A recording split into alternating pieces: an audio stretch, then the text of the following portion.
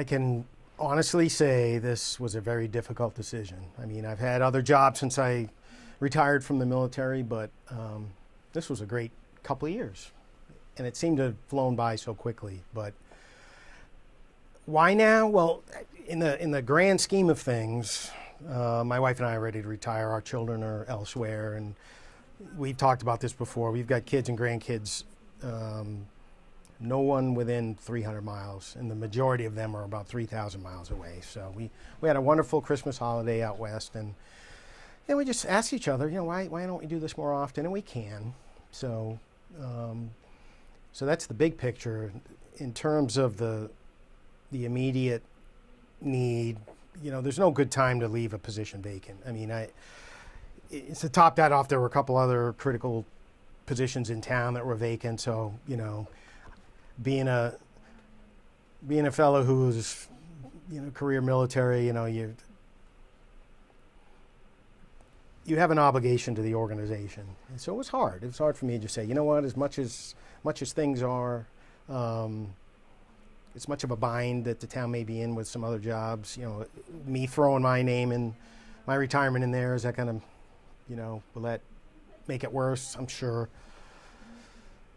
But I've had a lot of mentors and friends and family just say, hey, they will find somebody. It's not going to be your concern. And I believe that wholeheartedly.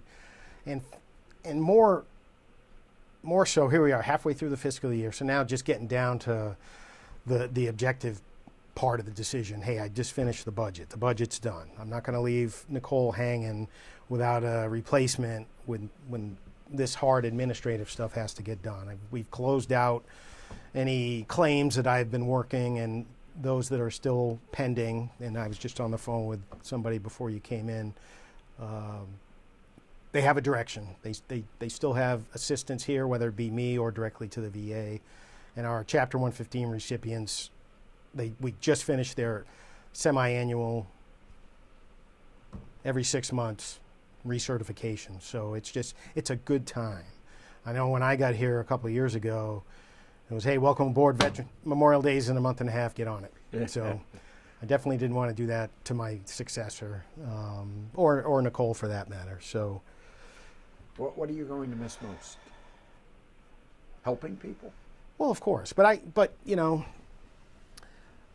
still plan on doing a lot of volunteer work. I still am committed to the VFW here in town. I'm the present commander, and we've got a good team helping to revitalize that. And you probably, in the viewers, I know you've seen some news on that. But I love coming here. I mean, I live right here in town. It's not only do I have a short commute, I come here and I enjoy it. People are smiling, and we don't always get. It's a customer service organization, so there are folks who come in with challenges. So I've always been a problem solver. I enjoy that. I've enjoyed watching Nicole learn the job even more and get even better at it. There are some times when I feel like I don't even need to be here anyway, but just due to qualifications, she can't do the job. You have to be a veteran. But I love the community. I love the fact that this building is filled with folks who equally love the community and want to help out, and that means a lot. But I'm not going to stop helping people. Kathy and I have plans to do more volunteering because we'll have more time on our hands for just that. And I'm going to miss my vets. We have veterans from, don't forget, we have 3 towns here. I have Plainville and Rentham as well. And there's over 2,000 veterans in the 3 towns, and they're just super folks. Everybody I've met, and I'm digging through some old files here on my desk from pre-World War I. This town has always had its fair share of veterans who fought in all the wars that you can imagine, going back to the founding of the town, literally from the Spanish-American War on to our current global war on terror. And getting that monument dedicated was another huge milestone. For me, personally, it was something that I was personally involved with, not only as a donor, but, hey, getting that whole thing going as a veterans agent and then finding the right organization to help with fundraising, and I think it was a big success. So there was that little part of me that felt, hey, at least as I'm leaving, I'm not leaving an unfinished major project. I think the office is functioning as it should.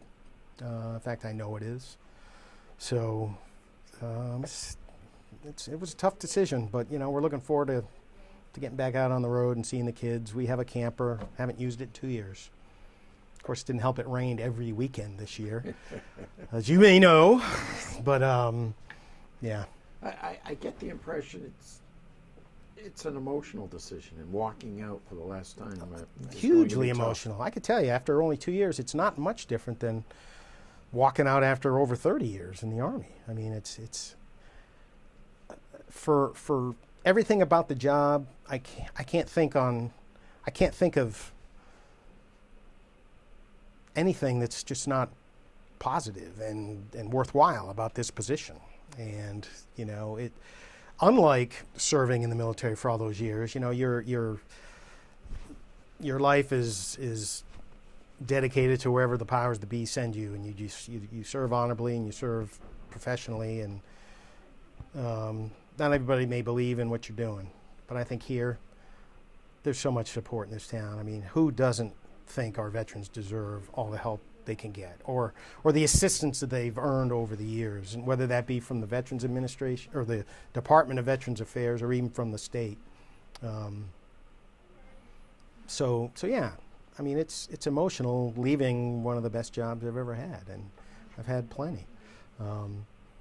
Oddly enough, some of them have only been a couple years, and then I moved on, so this is not really that unfamiliar to me, being a soldier.